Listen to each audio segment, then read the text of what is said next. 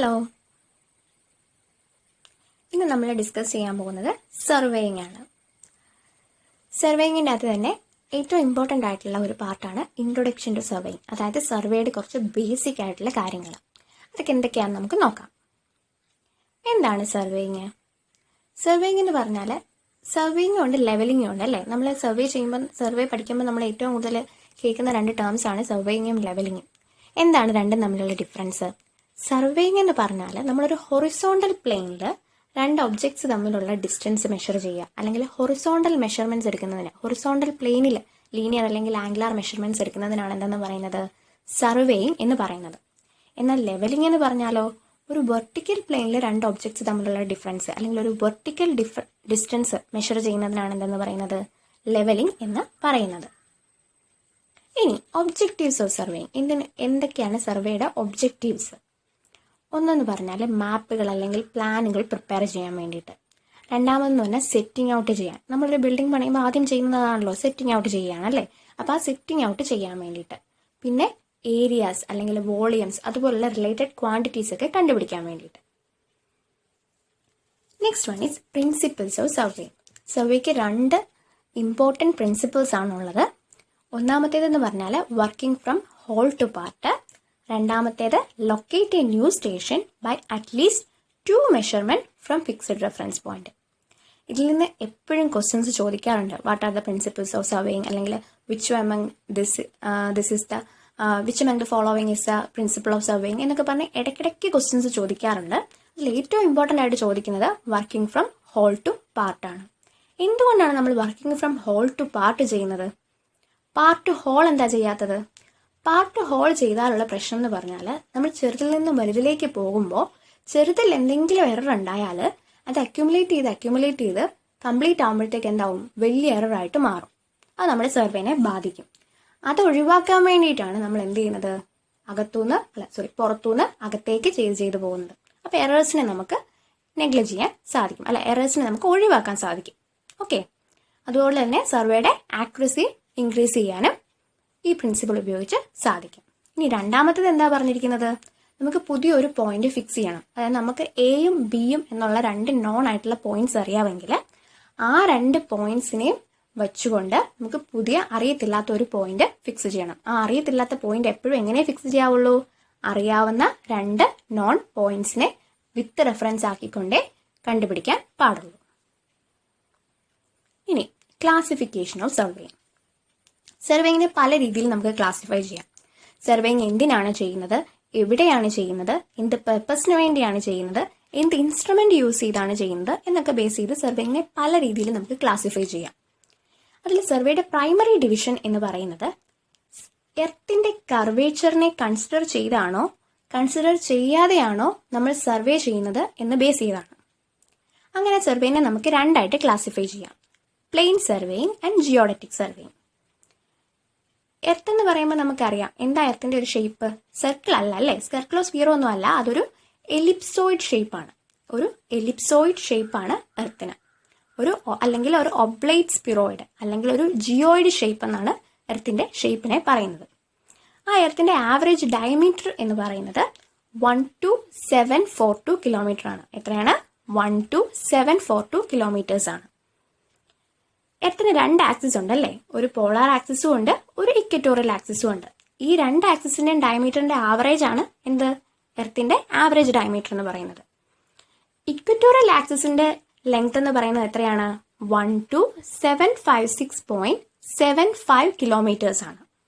Polar ആക്സിസിന്റെയോ 12713.80 kilometres ആണ്. അപ്പൊ equatorial ആക്സിസും പോളാർ ആക്സിസും തമ്മിലുള്ള ലെങ്ത് ഡിഫറൻസ് എത്രയാണ്? 42.95 കിലോമീറ്റേഴ്സ് ആണ്. ഈ പോളാർ ആക്സിസ് എപ്പോഴും ഇക്വറ്റോറിയൽ ആക്സിസിനേക്കാളും ചെറുതായിരിക്കും. എത്ര ചെറുതായിരിക്കും? 0.34% ചെറുതായിരിക്കും. ഓക്കെ, ഇത് നിങ്ങളൊന്ന് ജസ്റ്റ് നോട്ട് ചെയ്ത് നോക്കി വെച്ചേക്കുക. ഇടയ്ക്കൊക്കെ ക്വസ്റ്റ്യൻസ് ചോദിക്കാറുണ്ട്. ഇനി നമുക്ക് നമ്മുടെ പ്ലെയിൻ സർവേയിങ്ങിലേക്കും ജിയോഡറ്റിക് സർവേയിലേക്കും തിരിച്ചു വരാം. ഞാൻ പറഞ്ഞു പ്ലെയിൻ സർവേയും ജിയോഡറ്റിക് സർവേയും എങ്ങനെയാണ് ക്ലാസിഫൈ ചെയ്യുന്നത്? എർത്തിന്റെ കർവേച്ചറിനെ കൺസിഡർ ചെയ്യുന്നുണ്ടോ ഇല്ലയോ എന്നോർത്ത്. അപ്പോൾ പ്ലെയിൻ സർവേയിങ് എന്ന് പറഞ്ഞാൽ എർത്തിന്റെ കർവേച്ചറിനെ കൺസിഡർ ചെയ്യാതെയാണ് നമ്മൾ സർവേ ചെയ്യുന്നതെങ്കിൽ അതിനാണ് എന്തെന്ന് പറയുന്നത്, പ്ലെയിൻ സർവേയിങ് എന്ന് പറയുന്നത്. ഇനി എർത്തിന്റെ കർവേച്ചറിനെ കൺസിഡർ ചെയ്തുകൊണ്ടാണ് സർവേ ചെയ്യുന്നതെങ്കിൽ അതിന് നമ്മൾ എന്ത് പറയും, ജിയോഡറ്റിക് സർവേയിങ് എന്ന് പറയും. പ്ലെയിൻ സർവേയിങ് ജനറൽ ആയിട്ടും 258 കിലോമീറ്റർ സ്ക്വയറിനേക്കാളും കുറവുള്ള ഏരിയകളിലാണ് ചെയ്യുന്നത്. എത്രയാണ്? 258 കിലോമീറ്റർ സ്ക്വയറിനേക്കാളും കുറഞ്ഞ ഏരിയാസിലാണ് എന്ത് ചെയ്യുന്നത്, പ്ലെയിൻ സർവേയിങ് ചെയ്യുന്നത്. ഒന്നെങ്കിൽ 258 കിലോമീറ്റർ സ്ക്വയർ അഥവാ 100 സ്ക്വയർ മൈൽസ്. ഓക്കെ, അപ്പോൾ ജിയോഡറ്റിക് സർവേയിങ് എങ്ങനെയായിരിക്കും? 258 കിലോമീറ്റർ സ്ക്വയറിനേക്കാളും കൂടുതലുള്ള ഏരിയാസിലാണ് എന്ത് ചെയ്യുന്നത്, ജിയോഡറ്റിക് സർവേയിങ് ചെയ്യുന്നത്. ഇനി ജിയോഡറ്റിക് സർവേയെ വെച്ച് നോക്കുമ്പം ഈ പ്ലെയിൻ സർവേയിങ്ങിന്റെ ആക്യുറസി കുറവാണ്. പ്ലെയിൻ സർവേയിങ് സാധാരണയായിട്ട് ബിൽഡിംഗ് പ്ലാൻസ് ഒക്കെ വരയ്ക്കാൻ വേണ്ടിയിട്ടാണ് യൂസ് ചെയ്യുന്നത്. എന്നാൽ ജിയോഡറ്റിക് സർവേയോ നാഷണൽ ബൗണ്ടറീസ് അല്ലെങ്കിൽ സ്റ്റേറ്റ് ബൗണ്ടറീസ് ഒക്കെ ഫിക്സ് ചെയ്യാൻ വേണ്ടിയിട്ട് അല്ലെങ്കിൽ മാപ്പുകൾ പ്രിപ്പയർ ചെയ്യാൻ ഒക്കെ ആയിട്ടാണ് എന്ത് ഉപയോഗിക്കുന്നത്, ജിയോഡറ്റിക് സർവേ യൂസ് ചെയ്യുന്നത്. ഈ ജിയോഡറ്റിക് സർവേ കണ്ടക്ട് ചെയ്യുന്നത് സർവേ ഓഫ് ഇന്ത്യയാണ്. എന്നാൽ പ്ലെയിൻ സർവേയോ സാധാരണ നമ്മുടെ സ്റ്റേറ്റ് ഏജൻസീസ് ഒക്കെയാണ് പ്ലെയിൻ സർവേ ചെയ്യുന്നത്. ജിയോഡറ്റിക് സർവേ ചെയ്യുന്നത് ആരാണ്? സർവേ ഓഫ് ഇന്ത്യയാണ്. പ്ലെയിൻ സർവേയിൽ നമ്മൾ സ്ട്രെയിറ്റ് ലൈൻസും പ്ലെയിൻ ട്രയാങ്കിൾസും ഒക്കെയാണ് യൂസ് ചെയ്യുന്നത്. എന്നാൽ ജിയോഡറ്റിക് സർവേയിൽ ആർക്കുകളും സ്പെറിക്കൽ ട്രയാങ്കിൾസും ഒക്കെയാണ് യൂസ് ചെയ്യുന്നത്. ഇത്രയാണ് പ്ലെയിൻ സർവേയിങ്ങും ജിയോഡറ്റിക് സർവേയിങ്ങും. ഇനി അടുത്ത ക്ലാസിഫിക്കേഷൻ എന്ന് പറഞ്ഞാൽ നേച്ചർ ഓഫ് ഫീൽഡ് എവിടെയാണ് ചെയ്യുന്നത് എന്നതിനെ ബേസ് ചെയ്ത് നമുക്ക് വീണ്ടും സർവേയെ മൂന്നായിട്ട് ക്ലാസിഫൈ ചെയ്യാം. Land survey, hydrographic or marine survey, astronomical survey. അതിൽ തന്നെ ലാൻഡ് സർവേ നമുക്ക് വീണ്ടും മൂന്നായി ക്ലാസിഫൈ ചെയ്യാം. Topographical survey, cadastral survey and city survey. എന്താണ് ലാൻഡ് സർവേ? ലാൻഡിൽ ചെയ്യുന്ന സർവേ ആണ്. അതിൽ ഒന്നാമത്തേതാണ് ടോപ്പോഗ്രാഫിക്കൽ സർവേ. ടോപ്പോഗ്രാഫിക്കൽ സർവേ എന്ന് പറഞ്ഞാൽ നമ്മൾ സാധാരണയായിട്ട് ടോപ്പോഗ്രാഫിക് അതായത് ഒരു കൺട്രിയുടെ അല്ലെങ്കിൽ ഒരു സ്റ്റേറ്റിന്റെ ആർട്ടിഫിഷ്യലും നാച്ചുറലും ആയിട്ടുള്ള ഫീച്ചേഴ്സിനെ കുറിച്ച് പഠിക്കാൻ വേണ്ടി യൂസ് ചെയ്യുന്നതാണ് എന്ത്, ടോപ്പോഗ്രാഫിക്കൽ സർവേ. അതായത് ലേക്സ് അല്ലെങ്കിൽ ഒരു റിവർ അതിൻ്റെയൊക്കെ സർവേക്ക് വേണ്ടി യൂസ് ചെയ്യുന്നതാണ് എന്ത്, ടോപ്പോഗ്രാഫിക്കൽ സർവേ. ഇനി cadastral survey. Cadastral survey use ചെയ്യുന്നതെന്ന് പറഞ്ഞാൽ ബൗണ്ടറീസ് ഫിക്സ് ചെയ്യാൻ വേണ്ടിയിട്ട് ഒരു ഹൗസിന്റെ അല്ലെങ്കിൽ ഒരു പ്ലോട്ടിന്റെ അല്ലെങ്കിൽ ഒരു എസ്റ്റേറ്റിന്റെ ഒക്കെ ബൗണ്ടറീസ് ഫിക്സ് ചെയ്യാൻ വേണ്ടി യൂസ് ചെയ്യുന്ന സർവേ ആണ് കഡാസ്ട്രൽ സർവേ. ഈ കഡാസ്ട്രൽ സർവേയെ കുറിച്ച് ഒരുപാട് തവണ ക്വസ്റ്റ്യൻസ് ചോദിച്ചിട്ടുണ്ട്. ബൗണ്ടറീസ് ഫിക്സ് ചെയ്യാൻ ഉപയോഗിക്കുന്ന സർവേ ഏതാണ്? ഏത് സർവേ ആണ്? കഡാസ്ട്രൽ സർവേ ആണ്. ഇനി അടുത്തത് സിറ്റി സർവേ. ഒരു സിറ്റിയുടെ ഫീച്ചേഴ്സ്, അതായത് ഇപ്പോൾ ഒരു സിറ്റി നമ്മളൊരു സിറ്റി ഡിസൈൻ ചെയ്യുമ്പോൾ അതിന്റെ ഫീച്ചേഴ്സിനെയൊക്കെ വേണ്ടി പഠിക്കാൻ വേണ്ടി ഉപയോഗിക്കുന്ന സർവേ ആണ് സിറ്റി സർവേ. അതായത് പാർക്കിംഗ് ലോട്ട്സ് പ്രിപ്പയർ ചെയ്യുക, അല്ലെങ്കിൽ എന്താണ് water supply systems, sanitary systems, സ്ട്രീറ്റിന്റെ ഡിസൈന്, അതിനൊക്കെ വേണ്ടി ഉപയോഗിക്കുന്ന സർവേ ആണ് എന്ത്, സിറ്റി സർവേ. ഇനി അടുത്തതാണ് ഹൈഡ്രോഗ്രാഫിക്കൽ സർവേ. ഹൈഡ്രോഗ്രാഫിക്കൽ സർവേ എന്ന് പറയുമ്പോൾ തന്നെ നമുക്കറിയാം വാട്ടറുമായിട്ട് ബന്ധപ്പെട്ടതാണ് അല്ലേ. അപ്പം എന്തൊക്കെയായിരിക്കും ഹൈഡ്രോഗ്രാഫിക് സർവേയിൽ ചെയ്യുന്നത്? മീൻ സീ ലെവൽ കണ്ടുപിടിക്കാൻ വേണ്ടിയിട്ട്, വാട്ടറിന്റെ ഡെപ്ത് അളക്കാൻ വേണ്ടിയിട്ട്, പിന്നെ ഓഷ്യാനിക് ബൗണ്ടറീസ് ഫിക്സ് ചെയ്യാൻ വേണ്ടിയിട്ട് ഒക്കെ യൂസ് ചെയ്യുന്നത് എന്താണ്, ഹൈഡ്രോഗ്രാഫിക് സർവേ ആണ്. ഇനി നെക്സ്റ്റ് എന്ന് പറഞ്ഞാൽ ആസ്ട്രോണമിക്കൽ സർവേ. ആസ്ട്രോണമി എന്ന് തന്നെ പറയുമ്പോൾ നമുക്കറിയാം റിലേറ്റഡ് ടു സ്പേസ് ആണല്ലേ. അപ്പം എന്താണ്, ഹെവൻലി ബോഡീസിൻ്റെയൊക്കെ ഒബ്സർവേഷന് വേണ്ടിയിട്ട് അല്ലെങ്കിൽ അവരുടെയൊക്കെ എർത്തിൽ നിന്ന് അതിനുള്ള ഡിസ്റ്റൻസ് ഒക്കെ കണ്ടുപിടിക്കാൻ വേണ്ടിയിട്ട് അങ്ങനെയുള്ള കാര്യങ്ങൾക്കൊക്കെ വേണ്ടിയിട്ടാണ് എന്ത് യൂസ് ചെയ്യുന്നത്, ആസ്ട്രോണമിക്കൽ സർവേ യൂസ് ചെയ്യുന്നത്. നെക്സ്റ്റ് ഒബ്ജക്റ്റീവ്സ് ഓഫ് സർവേയിങ്ങിന്റെ ബേസിൽ എന്ത് ഒബ്ജക്റ്റീവിന് വേണ്ടിയാണ് സർവേ ചെയ്യുന്നത് എന്നതിനെ ബേസ് ചെയ്ത് സർവേയെ വീണ്ടും നമ്മൾ ക്ലാസിഫൈ ചെയ്യുന്നുണ്ട്. അതിൽ ഒന്നാമത്തേതാണ് മിലിറ്ററി സർവേ. മിലിറ്ററി സർവേ ചെയ്യുന്നതെന്ന് പറഞ്ഞാൽ സ്ട്രാറ്റജിക് ഇമ്പോർട്ടൻസ് ഉള്ള പോയിന്റ്സ് ഒക്കെ ഫിക്സ് ചെയ്യാൻ വേണ്ടിയിട്ടാണ് മിലിറ്ററി സർവേ ചെയ്യുന്നത്. ഇനി മൈൻ സർവേയോ, മിനറൽ വെൽത്ത് അല്ലെ, മിനറൽ വെൽത്തിന്റെ എക്സ്പ്ലോറേഷൻ, എർത്തിലുള്ള മിനറൽ വെൽത്തിന്റെ എക്സ്പ്ലോറേഷന് വേണ്ടിയിട്ടാണ് നമ്മൾ എന്ത് ചെയ്യുന്നത്, മൈൻ സർവേ ചെയ്യുന്നത്. ജിയോളജിക്കൽ സർവേയോ, എർത്തിന്റെ ക്രസ്റ്റിൽ പല പല സ്ട്രാറ്റാസ് ഉണ്ട് അല്ലെ, സ്ട്രാറ്റിഫൈഡ് ആണ് എർത്തിന്റെ ക്രസ്റ്റ്. ആ സ്ട്രാറ്റാസിനെ കുറിച്ച് പഠിക്കാൻ വേണ്ടി യൂസ് ചെയ്യുന്ന സർവേ ആണ് എന്ത്, geological survey. Next one is archaeological survey. അതായത് പൗരാണികമായ കാര്യങ്ങൾ അല്ലെ, പൗരാണികമായ അങ്ങനെയുള്ള ഗവേഷണങ്ങൾ, അങ്ങനെയുള്ള കാര്യങ്ങൾക്കൊക്കെ വേണ്ടിയിട്ടാണ് ഉപയോഗിക്കുന്ന സർവേ ആണ് എന്ത്, ആർക്കിയോളജിക്കൽ സർവേ. ആ ഡെഫിനിഷൻ ഒന്ന് നോട്ട് ചെയ്തോളുക, unearth the relics of antiquity. ഇങ്ങനെ തന്നെ ക്വസ്റ്റ്യൻ ചോദിക്കാറുണ്ട്. The survey use to unearth the relics of antiquity. എന്താണ്? Archaeological survey. ഇനി അടുത്തത് ഗ്രാവിറ്റി സർവേ. ഒരു പ്ലേസിലെ തന്നെ ഗ്രാവിറ്റിയുടെ വേരിയേഷൻസിനെ കുറിച്ച് സ്റ്റഡി ചെയ്യാൻ വേണ്ടി ഉപയോഗിക്കുന്ന സർവേ ആണ് ഗ്രാവിറ്റി സർവേ. അടുത്തത് എഞ്ചിനീയറിംഗ് സർവേ. ഇതാണ് നമ്മൾ സാധാരണ ചെയ്യുന്ന സർവേ.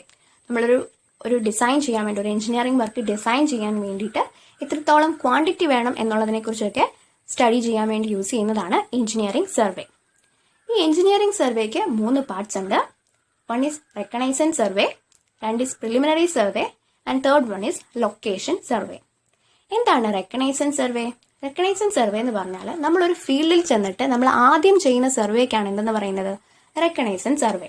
അതായത് നമ്മൾ തിരഞ്ഞെടുത്തിരിക്കുന്ന ആ പ്ലോട്ട്, ഒരു പ്ലോട്ട് ആണെങ്കിൽ ആ പ്ലോട്ട് നമ്മളുടെ പ്രോജക്റ്റിന് ഫീസിബിൾ ആണോ എന്ന് മനസ്സിലാക്കാൻ വേണ്ടി നമ്മൾ ചെയ്യുന്ന സർവേ ആണ് റെക്കഗ്നൈസൻസ് സർവേ.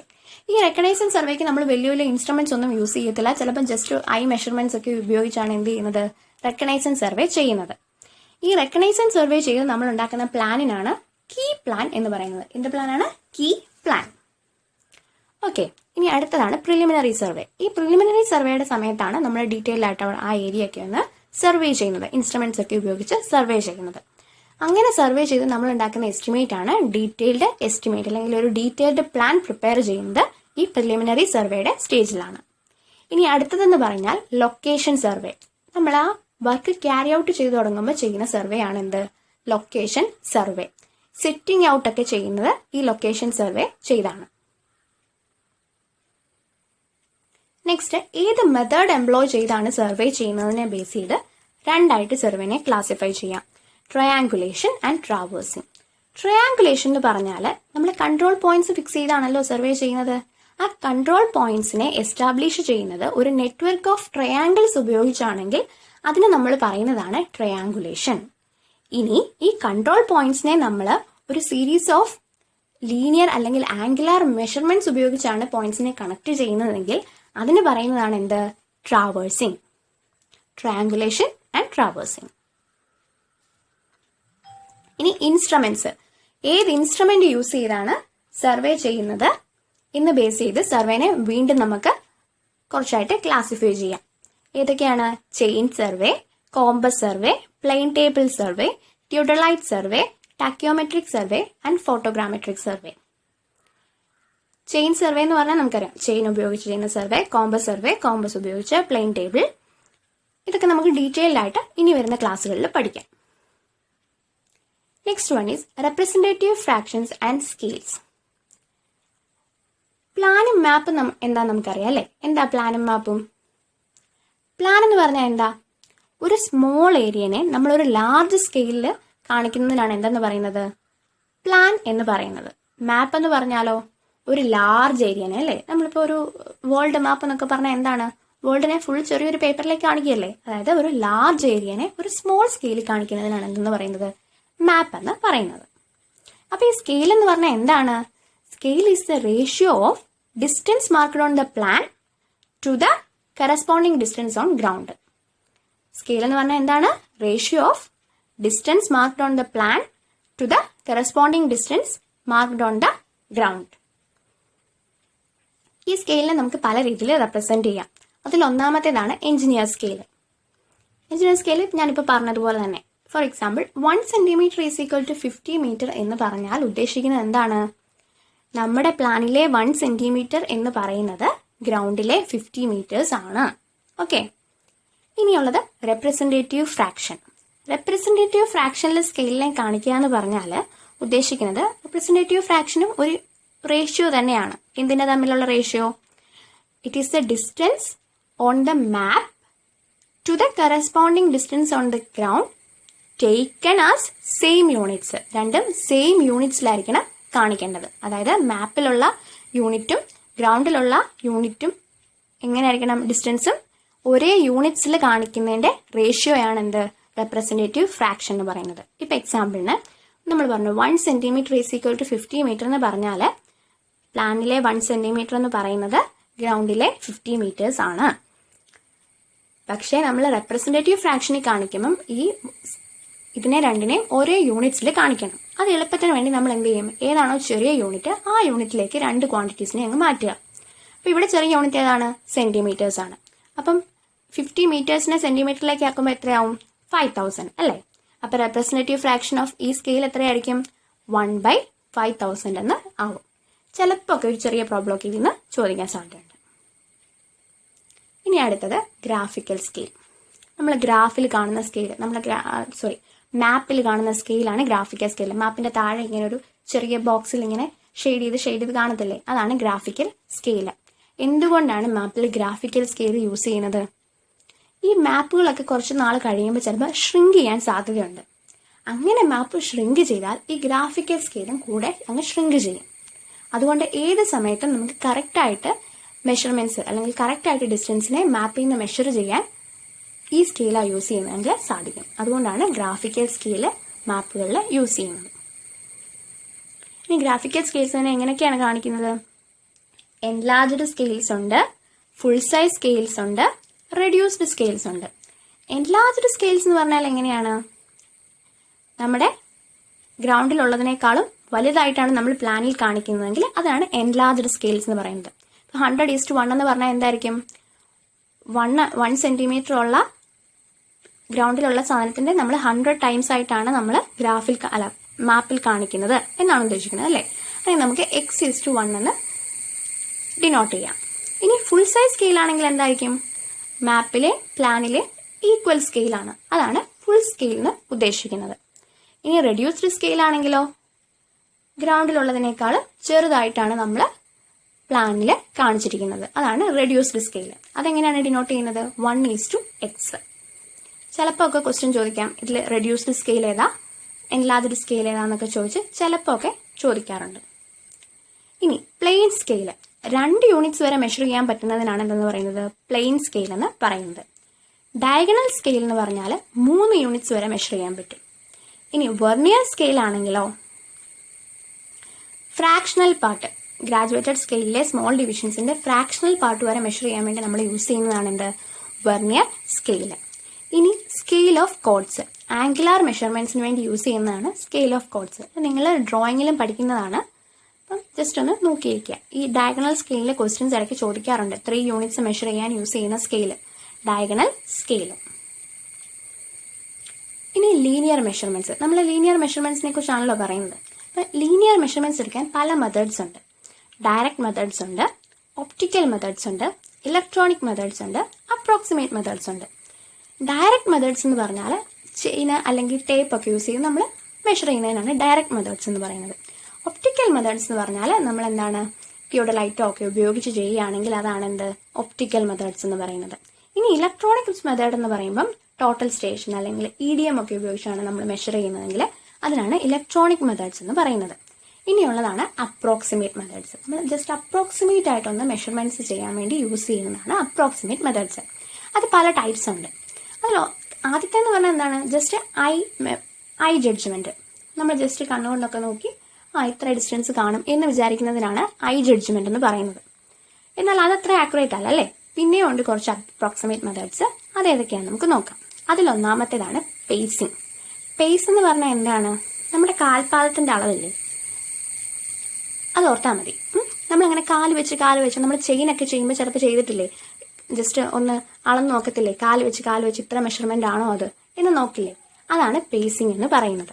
ഈ പേസിങ് ചെയ്യുന്നതെന്ന് പറഞ്ഞാൽ നമുക്കൊരു ലൈനിന്റെ ലെങ്ത് ആണ് അറിയേണ്ടതെന്ന് വിചാരിക്കാം. അപ്പോൾ ആ ലൈനിൽ കൂടെ നമ്മൾ എന്ത് ചെയ്യും, പേസ് വെച്ച് നോക്കും. എന്നിട്ട് എത്ര പേസസ് നമ്മൾ എടുത്തു, ആ ലൈൻ കവർ ചെയ്യാൻ വേണ്ടി എത്ര പേസസ് എടുത്തു എന്നുള്ള നമ്പർ നമ്മൾ ആദ്യം എടുക്കും. എന്നിട്ട് ആ നമ്പറിനെ ഈ പേസിന്റെ ആവറേജ് ലെങ്ത് എത്രയാണോ അത് വെച്ച് മൾട്ടിപ്ലൈ ചെയ്യും. അങ്ങനെ കിട്ടുന്ന ഉത്തരവായിരിക്കും എന്ത്, ആ ലൈനിന്റെ ലെങ്ത് എന്ന് പറയുന്നത്. ആവറേജ് പേസ് ലെങ്ത് എന്ന് പറയുന്നത് 75-നും 85 സെന്റിമീറ്റേഴ്സിനും ഇടയ്ക്കാണ്. ചിലപ്പോൾ ഒക്കെ PSC ആൻസറിലൊക്കെ 80 സെന്റിമീറ്റർ എന്നാണ് വരുന്നത്, 80 സെന്റിമീറ്റർ. ഇനി അടുത്തതെന്ന് പറഞ്ഞാൽ പാസോമീറ്റർ. പേസിങ് ചെയ്യുമ്പോൾ നമുക്ക് എന്താണ്, നമ്മൾ തന്നെ പേസ് എത്ര എണ്ണം എടുത്തു എന്ന് എണ്ണണം. എന്നാൽ പാസോമീറ്ററൂടെ ക്യാരി ചെയ്യുകയാണെങ്കിൽ നമ്മൾ എടുക്കുന്ന എത്ര പേസസ് എടുത്തു എന്നുള്ളത് ഈ പാസോമീറ്ററിൽ റെക്കോർഡാവും. പിന്നെ ആ നമ്പർ ഓഫ് പേസസിനെ പേസ് ലെങ്ത് കൊണ്ട് മൾട്ടിപ്ലൈ ചെയ്താൽ മതി. ഇനി പീഡോമീറ്റർ എന്ന് പറഞ്ഞാൽ ഈ പാസോമീറ്റർ പോലെ തന്നെയാണ്.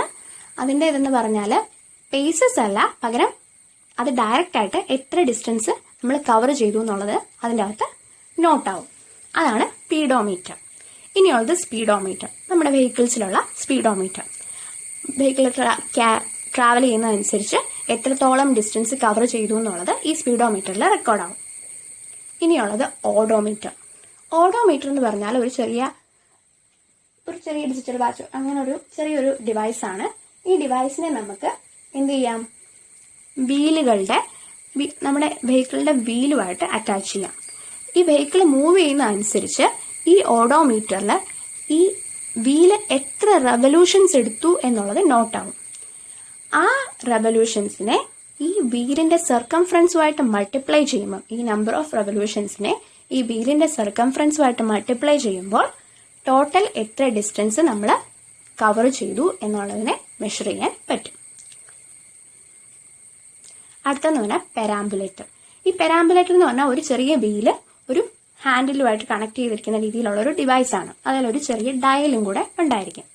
ഈ പെരാമ്പുലേറ്റർ ഉപയോഗിച്ച് എങ്ങനെയാണ് നമ്മൾ മെഷർ ചെയ്യുന്നത്? നമുക്കൊരു ലൈനിന്റെ ലെങ്ത് ആണ് അറിയേണ്ടതെങ്കിൽ ആ ലൈനിൽ കൂടെ നമ്മൾ എന്ത് ചെയ്യും, ഈ പെരാമ്പുലേറ്റർ പതുക്കെ മൂവ് ചെയ്യും. അങ്ങനെ മൂവ് ചെയ്ത് കഴിയുമ്പം ഈ പെരാമ്പുലേറ്ററിൽ എത്രത്തോളം ഡിസ്റ്റൻസ് നമ്മൾ മൂവ് ചെയ്തു എന്നുള്ളത് അതിൽ മെഷറാവും. അതിൽ നമുക്ക് റീഡിങ് എടുക്കാം. ഈ പെരാമ്പുലേറ്ററിന് തന്നെ വേറെ കുറച്ച് പേരുകളുണ്ട്.